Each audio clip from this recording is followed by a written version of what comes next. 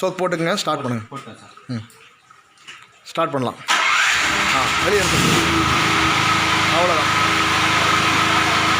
ஆமாம், உடனே தள்ளிடணும்.